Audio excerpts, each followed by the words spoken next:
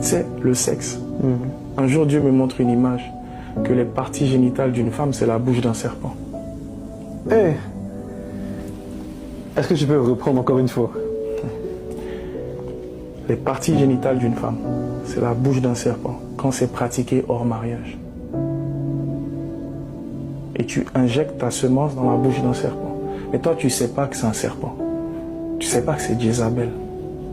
Un serpent très venimeux pour ton destin. Et Dieu me montra ce jour-là, quand il m'explique que c'est la bouche d'un serpent, voici ce que je voulais faire avec toi dans le foot. Mais voici tout ce que tu as donné dans le sexe. Donc tu ne peux pas me demander pourquoi. Je t'ai donné, tu as tout donné. Mais par manque de connaissance, vu que tu ne savais pas que le sexe était une porte d'entrée dans ton âme, tu pratiquais ça en disant que tu es roco, tu es dur, tu enchaînes l'ego, comme les jeunes y réfléchissent. Mais ils ne se posent pas la question en se disant, tu es en train de te détruire. Parce que tu es créé à l'image de Dieu et à la ressemblance de Dieu. Et cette période-là de débauche sexuelle, elle intervient à quel moment exactement?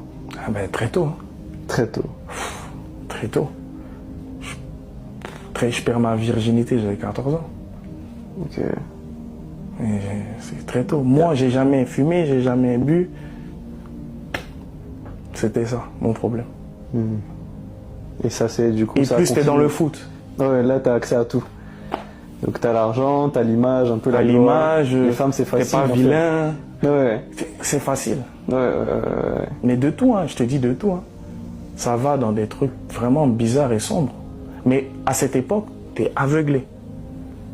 Tu sais pas que c'est bizarre. C'est ça le vice de ce monde. Et moi, ça me brise le cœur, tu vois.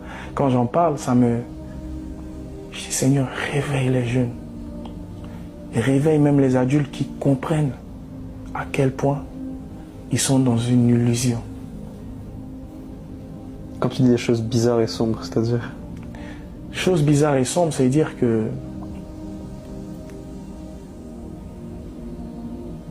tu couches avec une fille.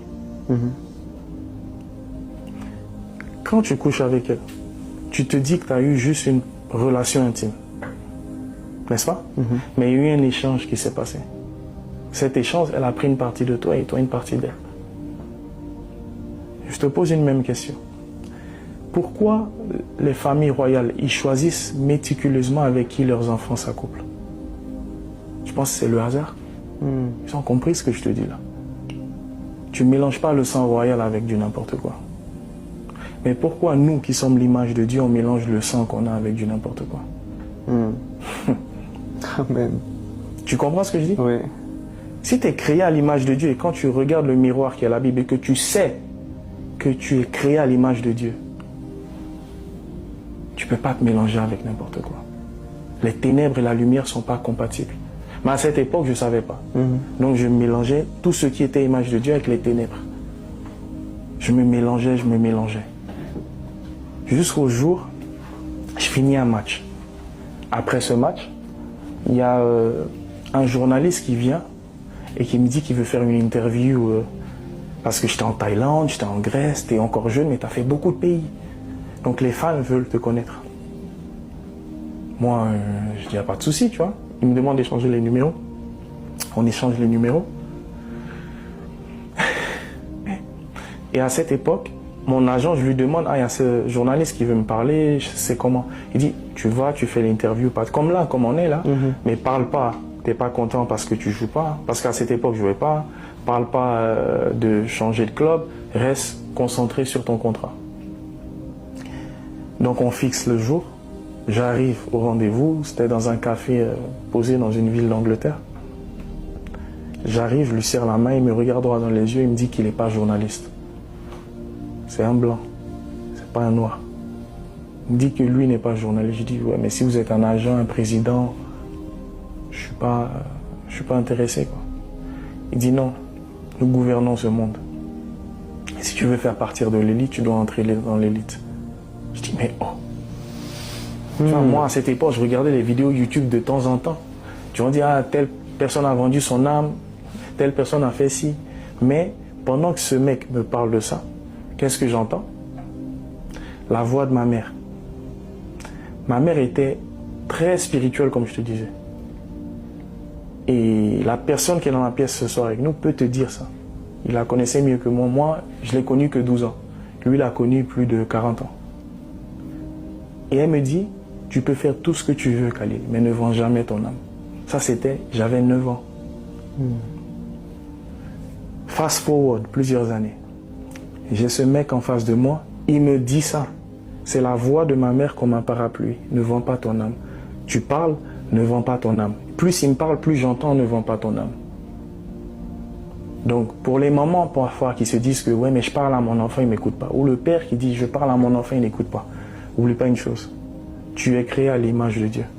Ta parole est une semence. Tu penses que quand ils font les publicités dans la télé, là, tu penses que c'est le hasard? Ils plantent une graine dans ton subconscient. En tant que parent, tu es censé semer des graines dans ton enfant. C'est ce que ma mère a fait. Et cette graine a germé le jour où j'en avais besoin. Imagine, elle ne m'avait jamais dit de ne pas vendre mon âme. Donc ce monsieur me propose ça. Donc moi, je suis curieux. J'entends, vends pas ton âme dans mon esprit, mais je dis, mais qu'est-ce que je dois faire pour entrer dans l'élite? Il me regarde droit dans les yeux, il a dit, ça n'a rien de physique, tout est spirituel dans ce monde. Wow. Je te répète, c'est pas un marabout, c'est un blanc. Si c'était un noir, j'allais dire, ok, c'est normal, j'ai rien contre les renois. On a l'habitude de ça, j'ai grandi dans ça, tu vois. Mais là, un blanc, je dis, mais oh, c'est Harry Potter ou quoi, tu vois? Je dis, mais c'est quoi ce délire-là? C'est quoi en Angleterre. Thank you, tu vois? Ouais. Et quand il me dit ça, il me dit, si tu es prêt et qu'on a ton feu vert, je te donnerai la localité. Tu viens, une voiture viendra te chercher et on t'initiera. Je dis, ok, mais avant d'arriver là, qu'est-ce que je dois faire? Il dit, il y a plusieurs fonctions, plusieurs manières d'entrer. Tu peux te donner toi-même, mais ta durée de vie sera limitée. Tu vas avoir une carrière longue, 10 ans, 15 ans, mais tu vas mourir à 45 ans. Ne croyez pas que les artistes vous voyez mourir bêtement là. Ils savaient qu'ils allaient mourir. Ils ont eu une gloire éphémère, ils ont choisi la gloire éphémère. J'ai eu le choix de choisir la gloire éphémère, mais Dieu m'a sauvé. Ouais. Et quand je parle, il y a beaucoup qui se reconnaissent dans ce que je dis. Si tu crois pas, c'est pas mon problème. Moi, je parle la vérité, et la vérité n'a pas besoin d'être crue pour être la vérité. Tu vois? Et quand il me dit ça, je lui dis, ok, mais c'est quoi ça? Comment je vais mourir? Il dit, tu auras une limite de vie. Ou tu peux donner ta soeur, un proche. Je dis, mais comment? Ah, ils peuvent avoir un cancer, un accident de voiture, quelque chose se passe, mais tu auras offert du sang. Je commence à flipper là quand il me parle de tout ça. Wow, tu m'étonnes. Il dit alors, il y aura des manières progressives où tu auras couché avec des animaux, des actes homosexuels pour pouvoir monter en puissance. Et il parle un peu plus de détails, mais moi je commence à flipper de plus en plus quand il me dit ça. Je sentais que c'était... j'ai vu ça dans les films, mais pas devant mes yeux, tu vois. Et tu sentais une atmosphère un peu qui dégageait quand il parlait. L'atmosphère, plus il parlait, vraiment, je crois que la personne qui était en face de moi, parce que plus tard j'ai cherché sur internet, son nom n'existe pas. Il n'a pas de cabinet. Je pense que c'était un ange d'ici ou c'était lui-même Lucifer, parce que Lucifer sait ce que Dieu veut faire dans ma vie. Et il aime intercepter ce que Dieu a, pour que ça fasse mal à Dieu. Wow. Et ses yeux étaient captivants. Et quand je te dis, je ne regarde pas les hommes mais pour dire un homme est beau, il est moche. Mais cet homme-là, il avait des yeux captivants. Tu peux jamais... Et inoffensif, mais gentil. Ok. Mais ultra dangereux. Vraiment, apparence gentille. Apparence gentille, tu ne vas jamais penser que lui, il est mauvais. Il était âgé ou... Il était, je dirais, entre 40 et 45. Ok. Ça va, c'est un jeune. Jeune, mais pas jeune, quoi. Jeune, mais pas très jeune non plus. Ouais. C'est pas un homme de 80 ans, un sorcier de... Exactement. De Londres, de 80 ans. Tu vois, mais c'est quelqu'un d'attirant. Ouais. Il va t'attirer. Il va te charmer. Charismatique, un peu, il te parle et tu es captivé, quoi. Toutes les caractéristiques que la Bible nous dit qu'il se déguise en ange de lumière. Et bien évidemment, je refuse. Parce que ma mère m'a dit, vends pas ton âme. Je lui dis, je suis pas intéressé, que ce que vous me proposez, je préfère jouer ma petite carrière comme il faut et finir ma vie bien que de faire ça. Et là, il me dit, dans ce monde, if you wanna be something, you have to give something. Tu veux devenir quelqu'un, tu dois payer le prix. Et ce qu'il dit là, c'est réel. Dieu a voulu te sauver. Dieu a payé le prix. Dieu a voulu me sauver. Il a tant aimé le monde qu'il a donné son Fils unique, afin que quiconque croit en lui. Quand on dit qu'il a donné, là, vous voyez que c'était sacrifice de poulet. C'était le sacrifice du Fils de Dieu. Le sang des sangs. L'ultime sacrifice humain. L'humain par excellence. Celui qui n'a jamais commis de péché. Offert pour toi et pour moi. Alors, si je veux, je n'ai qu'à prendre, si la personne est devenue satanique et il prend 7 milliards d'êtres humains et il met dans la balance le sang humain, ça ne vaut pas le sang de Jésus. Alléluia. Je ne sais pas si tu comprends. Amen.